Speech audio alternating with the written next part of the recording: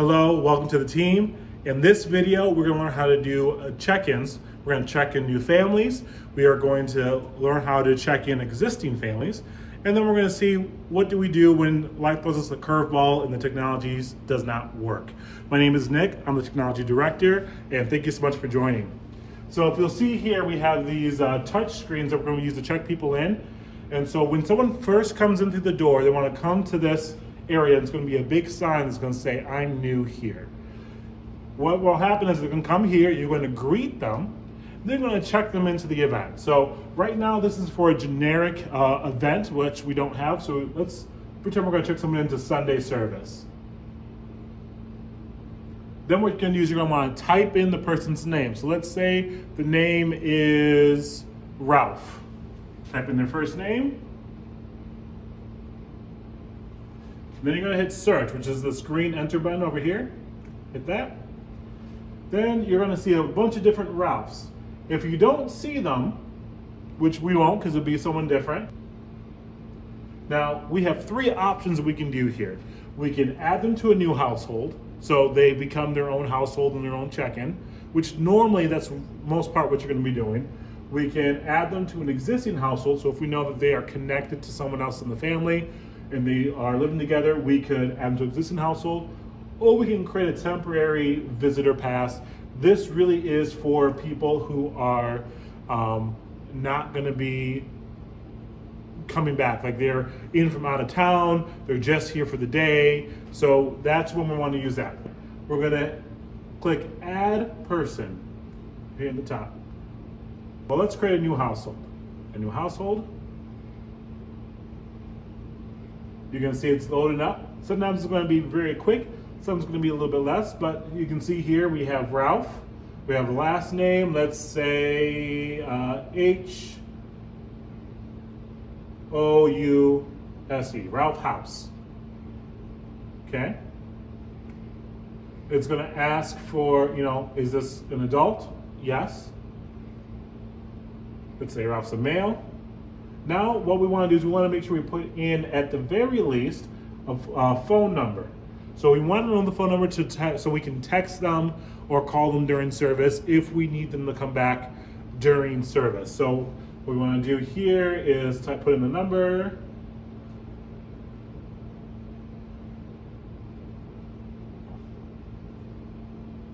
And we're going to hit enter. Now that is my cell phone number, so you'll know why in a second. If we don't need to add their email. If they want to, we can add it here, but usually we'll just skip that step. Then what we want to do is we want to add another person. We want to add the child. And let's say the child is Ralph Jr. Let's take a little bit second to load up here. And we want Ralph Jr. Create a new person. So now we have Ralph Jr. Actually, we can put this as Ralph House, H-O-U-S-E, and we'll do Jr. Now, child, he's a male. Now, if the child is under the age, if the child is under kindergarten. So they're not in kindergarten, they're 0 to 5 years old, basically. We are gonna wanna get their birth date. That's gonna make sure it puts them in the right class. So let's say Ralph was born on November 2nd, but he was born in 2018. So I put him at 2 years old. It's only going to sort him and put him in the 2-year-old section, 2-year-old class. But let's say, for instance, you look and they look older. You can actually put in a grade. Hey, Ralph Jr. is very smart, so we're going to put him in 3rd grade. So he's 2 years old in the 3rd grade. And so what it's going to do is going to search what grade it goes in first, then the age is supposed to be in. So we want to make sure we have that set. Ralph is not a savant, so we'll leave that blank. If we want to make sure that we don't have any allergies, so that'll be the biggest thing, is that last section. is medical notes, EpiPens, allergic to stuff, anything that we need to know. Let's say he's very healthy, so we don't need to worry about that. That's all the event we need. We can add more family members depending on how many kids that they have. We can also add the wife on there as well. That way we can contact either one of them. Then we want to hit Save Household. And then what we'll do here is once it saves, we're going to click. Okay, we're going to check in Ralph House Jr., check in this person, and then it will print out a label.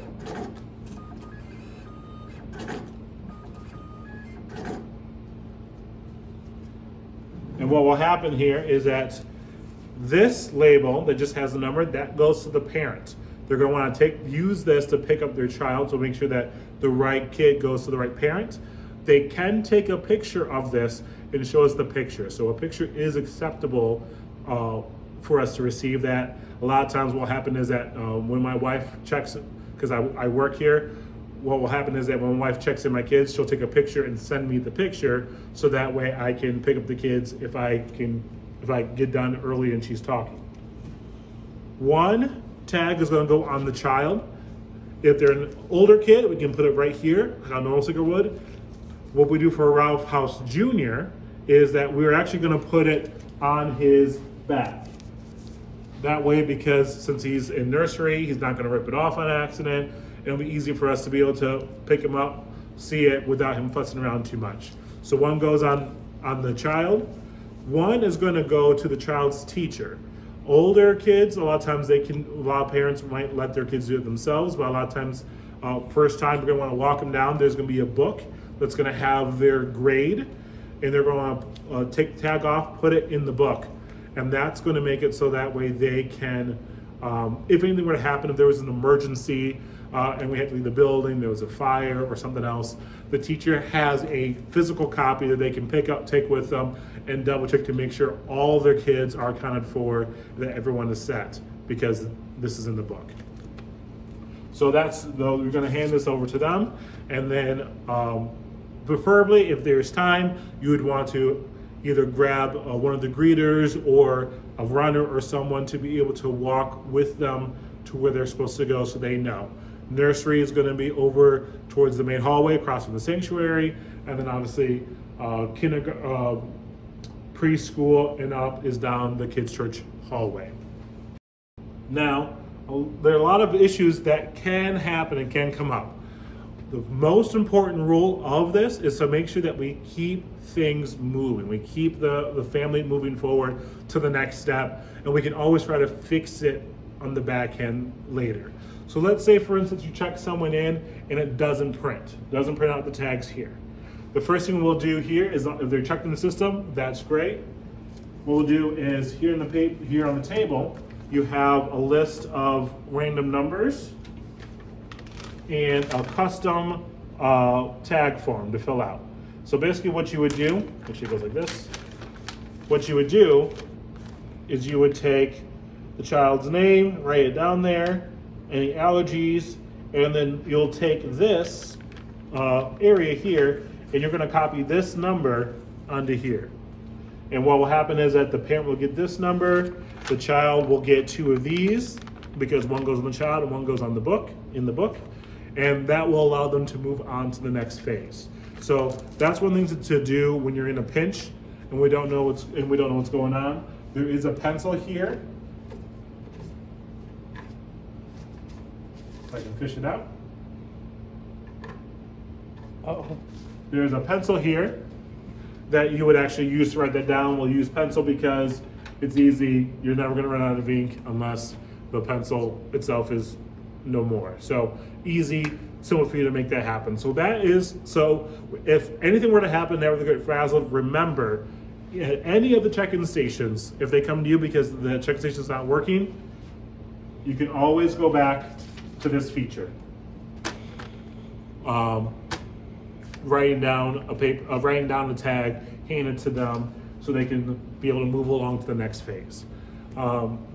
Then what you can do is you can text me if there's a problem. A lot of times I won't be able to make it personally, but I'll be able to send an intern or something, And typically what you do is you would text me, hey Nick, check-ins won't print, or check-ins won't work, or won't move on to the next step. Something, if you can give me a brief, like couple word description as to what's going on, it's gonna make it way easier for me to be able to make sure that I can send the right person, making sure that they know a little bit what's going on so they can quickly move on to get things set. So that is how to check people in. Sometimes if a printer does not connect, so most of the time when you come in here, everything is already gonna be set up. We'll make sure everything is all set up. What can happen in between is that a printer itself won't be, will get disconnected after we've connected it. So one of the biggest things to do, if you see it's not printing, you can go here in the bottom, there is the cogs wheel, click on that. And then you see this big keypad. We don't care what the keypad we want is here at the bottom where it says printer settings. Click on that. Then you're in the settings here, you wanna go to printer setup. Then this is gonna show a list of all the printers that you can print to. And you can see here, mine says Kids Church 2 connected. This one label has a Kids Church 2, so that's connected. All these have a label except for one. And the one that doesn't have a label is the K6Z974532. We're actually gonna work on labeling that, but for right now, if it has a name, usually there's gonna be a corresponding sticker with that on the printer itself. So basically what you wanna do is you wanna select that, and that's gonna allow it to print to that section. Now, if for whatever reason, you don't see your printer there because it's not there, disconnected, hit the search bar, and it's gonna search through the whole network and looking for all the printers that are on the network to be able to print to. Typically, you'll be able to see something that you can print to. You can see everything's shut out except for that. You can even search again. It's gonna search, see if it can find it. As soon as you find it, you can click on it. So let's let it finish. You see the whole list comes up. You can click on it. You can even put test. And what that's gonna do, give it a second. It's gonna print out a test thing here to make sure that it is connected. So you have a Kevin McAllister, that's our test one. That way you can tell it's going to the right printer. Once that happens, just click anywhere else besides that box. Hit the back arrow key like you would on the phone. Hit the X. You're back in your normal settings. So that's gonna be the most common thing. The next thing to do is a lot of times your printer might be out of tape, so it won't print. If your printer's out of tape, each station is gonna have a box or a roll of tape. Once we get all the shelves up, they're actually gonna be located inside the shelving, so you'll be able to pull it down, grab what you need, push it back up.